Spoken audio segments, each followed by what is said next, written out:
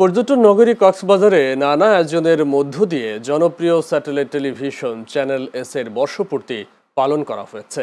শহরের অভিজাত একটি হোটেল হলরুমে বর্ষপূর্তি পালন করা হয়। কক্সবাজার ব্যুরো প্রধান আয়াস রনির সভাপতিত্বে অনুষ্ঠানে প্রধান অতিথি ছিলেন কক্সবাজার ট্যুরিস্ট পুলিশ রিজিয়নের অতিরিক্ত ডিআইজি আপেল মাহমুদ। তিনি বলেন, সব কথা সবার কথা এই স্লোগানে চ্যানেল এস বস্তুনিষ্ঠ সংবাদের মাধ্যমে দেশের মানুষের কথা তুলে ধরার পাশাপাশি বিনোদনের মাধ্যমে কোটি মানুষের মন জয় করে নিয়েছে। বর্ষপূর্তি অনুষ্ঠানে সবুজ আন্দোলন কক্সবাজার জেলা শাখার সভাপতি অধ্যাপক নুরুল আমিন শিকদার, কক্সবাজার টিভি জার্নালিস্ট অ্যাসোসিয়েশনের সভাপতি মুর্শিদুর রহমান খোকন ও সাধারণ সম্পাদক আমানুল হক বাবুল সহ অন্যান্যরা উপস্থিত ছিলেন।